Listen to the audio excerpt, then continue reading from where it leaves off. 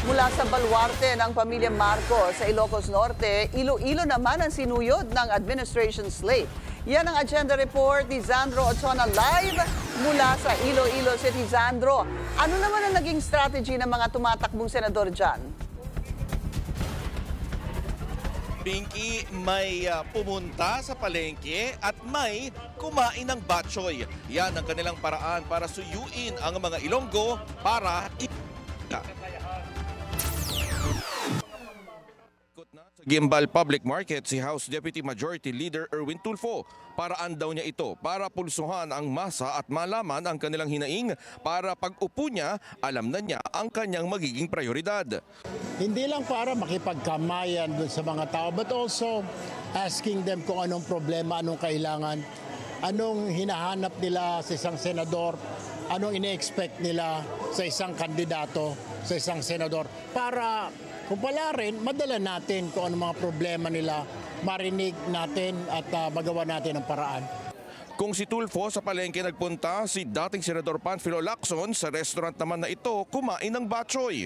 Aminado ang admin slate na wala sa kanila ang Ilonggo kaya kailangan nilang gawin ito. Sa inyo na rin ang galing na wala namang Ilonggo na tumatakbo sa amin, sa Team Alyansa. Baka pwedeng i-adapt nyo na lang kami lahat. Maraming salamat. Pero sa kabila ng kanilang paraan para ibaba ang sarili sa masa, game din nilang sinagot kung ano ang gusto pa nilang pagbabago sa PhilHealth. Ito, specific Huwag na nating ibalik yung amendment, yung special provision na nag-amend sa dating special provision sa under the program fund ng special purpose fund ng GAA.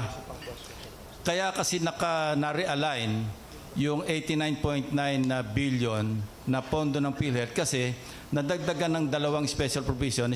And why does PhilHealth not encourage you to have your regular checkup? Bakit hindi binabayaran kung magpapa-x-ray ka, magpapa-blood test ka every year?